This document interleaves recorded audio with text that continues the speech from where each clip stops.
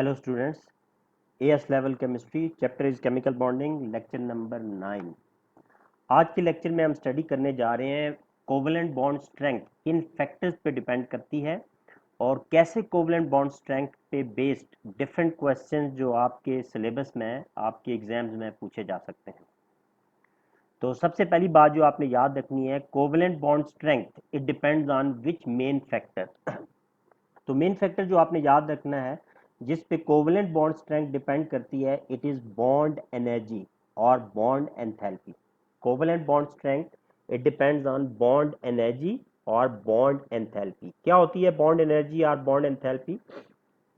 Simple सी definition जो आप याद रख सकते हैं, the energy needed to break 1 mole of covalent bond. The energy needed to break 1 mole of covalent bond. ये जो कोवलेंट बॉन्ड है ये सिंगल कोवलेंट बॉन्ड भी हो सकता है, डबल कोवलेंट बॉन्ड भी हो सकता है, ट्रिपल कोवलेंट बॉन्ड भी हो सकता है। किसी भी सूरत में इसको हम बॉन्ड एनर्जी ही कहेंगे। जैसे आप देखें, अगर हमारे पास डिफरेंट एग्जांपल लूँ, फॉर एग्जांपल हमारे पास हाइड्रोजन हो, हाइड्रोजन गैस डायटोमिक है, हमने इसे हाइड्रोजन एटम में कन्वर्ट कर दिया, हमने सिंगल कोवलेंट बॉन्ड ब्रेक किया है। ऑक्सीजन हो, हमने इसको एटम्स में कन्वर्ट कर दिया। हमारे पास नाइट्रोजन हो, हमने ट्रिपल कोवलेंट बॉन्ड ब्रेक किया नाइट्रोजन में। ये सारे रिएक्शंस जो फॉरवर्ड डायरेक्शन में हो रहे हैं, दिस इज बॉन्ड ब्रेकिंग। तो ये जो बॉन्ड ब्रेकिंग है ये एंडोथर्मिक है। तो आपने याद रखना है कि अगर 1 mole of covalent bond is broken, उसके लिए जो एनर्जी एब्जॉर्ब होगी उसको बॉन्ड एनर्जी कहेंगे और वो हमेशा एंडोथर्मिक होगी। लेकिन अगर हम ये सारे रिएक्शंस रिवर्स कर दें तो वो भी बॉन्ड एनर्जी रहेगी, उसको हम कहेंगे the energy released when 1 mole of a covalent bond is formed. तो याद रखना है आपने, बॉन्ड एनर्जी की नेचर एक्सोथर्मिक भी हो सकती है, बॉन्ड एनर्जी की नेचर एंडोथर्मिक भी हो सकती है। एंडोथर्मिक उस वक्त होगी जब हम कोवलेंट बॉन्ड ब्रेक करेंगे, चाहे वो सिंगल बॉन्ड हो, चाहे डबल हो, चाहे ट्रिपल हो। और एक्सोथर्मिक नेचर तब होगी जब हम single covalent bond, double covalent bond या ट्रिपल कोवलेंट बॉन्ड फॉर्म करेंगे। तो एक चीज आपने याद रखनी है, बॉन्ड एनर्जी क्या होती है, it is the property of covalent bond. दूसरी बात, bond energy it depends on further which factor. तो आप याद रख सकते हैं bond energy it depends on bond length. आप ये भी कह सकते हैं that covalent bond strength depends on 2 factor. एक फैक्टर है बॉन्ड एनर्जी और दूसरा फैक्टर है बॉन्ड लेंथ। अब बॉन्ड एनर्जी और बॉन्ड लेंथ में क्या रिलेशनशिप है? देखें, बॉन्ड लेंथ जो है it is the distance between the nuclei of 2 atoms that are covalently bonded to each other. जब भी 2 एटम के दरमियान कोवेलेंट बॉन्ड हो तो उनके न्यूक्लियाई के दरमियान जो डिस्टेंस होगा उसे हम बॉन्ड लेंथ कहेंगे। और ये जो बॉन्ड लेंथ है या बॉन्ड एनर्जी है, दोनों ये फर्दर 2 फैक्टर्स पे डिपेंड करते हैं।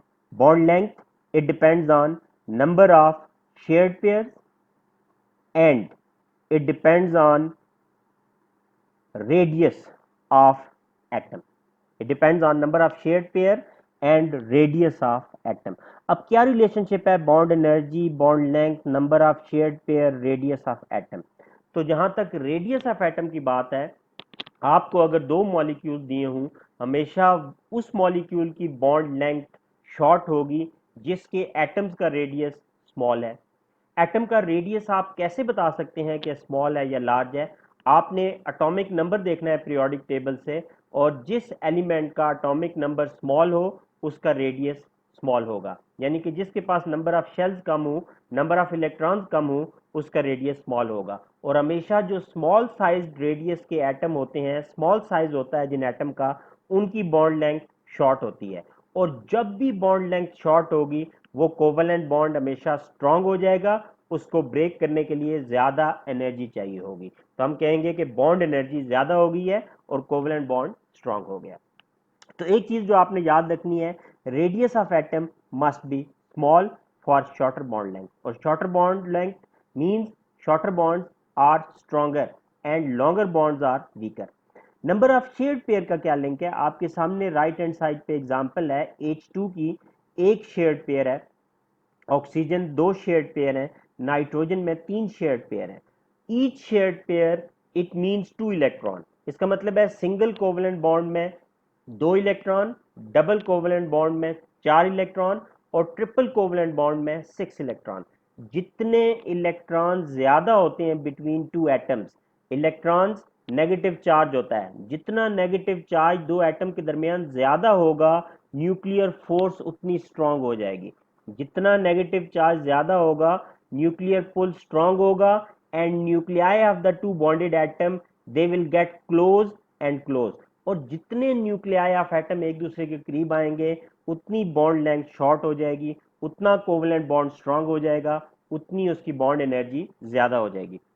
इसका मतलब है कि बॉन्ड लेंथ शॉर्ट होती है जब रेडियस स्मॉल हो, नंबर ऑफ शेयर्ड पेयर मोर हो, तो हमेशा बॉन्ड लेंथ शॉर्ट होती है। और आपने याद रखना है shorter bonds are stronger and longer bonds are weaker. तो इसका मतलब है बॉन्ड एनर्जी ज्यादा हो जाएगी। ये आप सिंपल सिंगल वर्ड एक्सप्लेनेशन याद रख सकते हैं कि shorter bonds are stronger, shorter bond length कब तब होगी, उस वक्त होगी जब शेयर्ड पेयर ज्यादा हूं और रेडियस ऑफ एटम स्मॉल हो, तो बॉन्ड एनर्जी हाई हो जाएगी, कोवलेंट बॉन्ड स्ट्रांग हो जाएगा।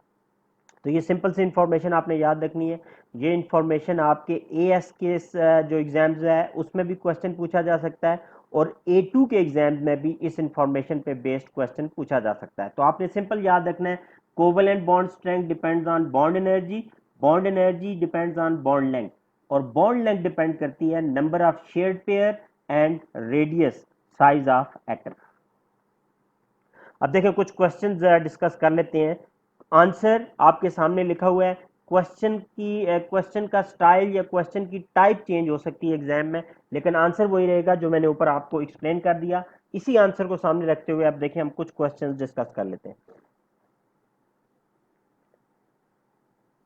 बहुत टिपिकल क्वेश्चन है, which one of these compound is thermally most stable.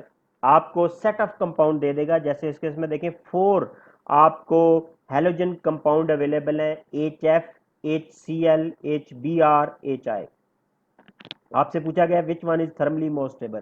देखिए थर्मली मोस्ट स्टेबल वो कंपाउंड होता है दैट इज हीट रेजिस्टेंट, जिसको हम हीट करते जाएं इट कैन रिमेन अनडिकम्पोज। जो चीज डिकम्पोज हो जाए हम कहते हैं ये थर्मली अनस्टेबल है। तो थर्मली स्टेबल का मतलब ये है that needs very high temperature for the process of decomposition. तो अब आपने याद रखना है अगर कंपाउंड कोवलेंट है, अगर बॉन्ड कोवलेंट है तो उसकी थर्मल स्टेबिलिटी डिपेंड करती है कोवलेंट बॉन्ड स्ट्रेंथ पे, कोवलेंट बॉन्ड स्ट्रेंथ डिपेंड करेगी बॉन्ड एनर्जी पे, और बॉन्ड एनर्जी डिपेंड करेगी बॉन्ड लेंथ पे।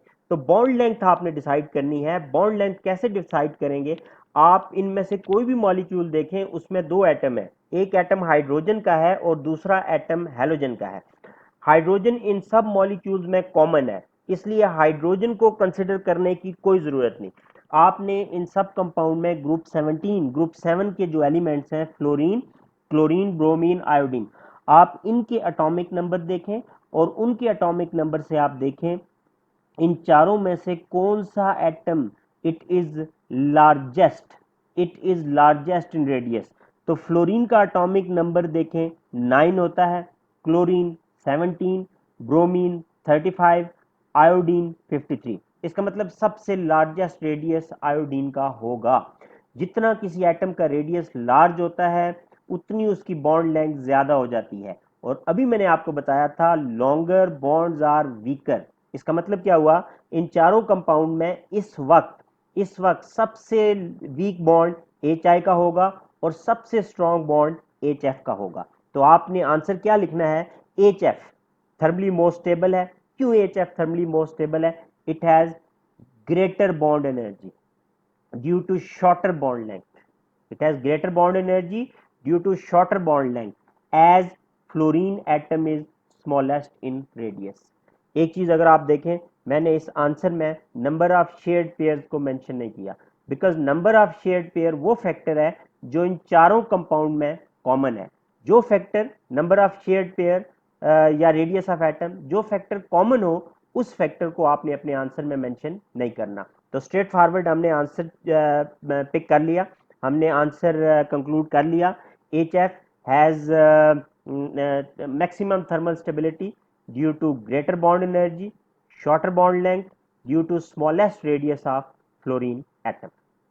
नेक्स्ट क्वेश्चन देखते हैं. आपने वीडियो पॉज करनी है और इस क्वेश्चन का आंसर लिखना है, उसके बाद मैं आपको इसका आंसर बता दूंगा. जी तो स्टूडेंट्स, अगर आपने आंसर लिख लिया है, देखें इस वक्त ट्रेंड पूछा था इस क्वेश्चन में. ये पूछा गया है कि what is the trend of bond energy from chlorine to bromine to iodine. Group 17 के एलिमेंट है. एटॉमिक नंबर मैं पहले ही आपको बता चुका हूँ, क्लोरीन 17 होता है, ब्रोमीन 35, आयोडीन 53. तो इसका मतलब है chlorine to bromine to iodine radius of atom increase हो रहा है. रेडियस ऑफ एटम इंक्रीज होने से बॉन्ड लेंथ इंक्रीज हो रही है. बॉन्ड जितना लॉन्ग होता है उतनी उसकी कोवलेंट बॉन्ड स्ट्रेंथ कम होती है, उतनी कम एनर्जी चाहिए होती है उसको ब्रेक करने के लिए. तो आप क्या लिख सकते हैं, that bond energy it decreases from chlorine to bromine to iodine. Bond energy decreases. Why? Because bond length increases. So when bond length increases, covalent bond strength decreases due to an increase in radius of atom. Again आप देख सकते हैं हमने number of shared pair factor को ignore कर दिया है, क्योंकि इन तीनों मॉलिक्यूल्स में भी नंबर ऑफ शेयर्ड पेयर एक ही पेयर इन्वॉल्व है. एक ही सिंगल कोवलेंट बॉन्ड क्लोरीन में है, ब्रोमीन में है और आयोडीन में है. नेक्स्ट क्वेश्चन देखें. इसी इंफॉर्मेशन यही रहेगी. अब ये क्वेश्चन आपके पेपर 1 एमसीक्यू में पूछा जाता है. आपको एक कंपाउंड दे देगा, जैसे ये देखें, ये एक ऑर्गेनिक कंपाउंड आपके सामने आ रहा है. अब देखें इस कंपाउंड में क्या क्वेश्चन पूछा जा सकता है, which one of these four bond which one of these four bond has maximum bond energy. Maximum bond energy आपने बतानी है, और ऑब्वियसली आप लोगों को आइडिया होना चाहिए मैक्सिमम बॉन्ड एनर्जी उस कोवलेंट बॉन्ड की होती है that has shortest bond length. Shortest bond length का आपको कहां से पता चलेगा, रेडियस ऑफ एटम से. नंबर ऑफ शेयर्ड पेयर हर जगह एक एक है, हम उस फैक्टर को इग्नोर करेंगे.